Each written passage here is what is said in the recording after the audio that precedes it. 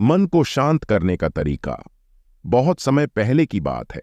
बिहार के राजगीर नामक गांव में एक व्यक्ति रहता था जिसका इस संसार से मन भर चुका था, जो इस संसार के मोह माया को त्याग देना चाहता था। उसने एक दिन यह फैसला किया कि वह अब इस संसार की हर मोह माया को त्याग देगा। उस व्यक्ति ने सन्यासियों का जीवन को देखा था और उसने अब यह तय कर लिया था कि वह अब एक सन्यासी की जीवन व्यतीत करेगा। वह तुरंत अपने घर के पास में रह रहे एक बौद्ध भिक्षु के पास गया और उनसे कहा, मुझे एक सन्यासी जीवन जीना है। मैं इस संसार की मोह माया त्याग को देना चाहता हूं। इस पर वह बौद्ध भिक्षु उस व्यक्ति से पूछते हैं, क्या तुम सच में सन्यासी की जीवन जीना चाहते हो?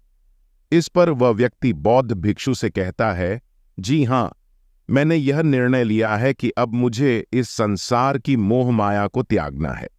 उस व्यक्ति की बात सुनकर बौद्ध भिक्षु कहते हैं, ठीक है, लेकिन तुम्हें मेरी एक बात माननी होगी। इस पर वह व्यक्ति कहता है, मैं आपकी सारी बातें मानने को तैयार हूं। तब बौद्ध भिक्षु उस व्यक्ति से कहते हैं, आज के बाद तुम मुझसे कभी नहीं मिलोगे। जब मुझे तुम्हारी जरूरत होगी मैं खुद ही तुम्हें बुला लूंगा। हमारे आश्रम में हजारों सन्यासी रहते हैं। तुम्हें उन्हीं की तरह रहना है और उन्हीं की तरह खाना है, उन्हीं की तरह वस्त्र पहनना होगा और उन्हीं की तरह जीवन जीना होगा जैसे वे जी रहे हैं।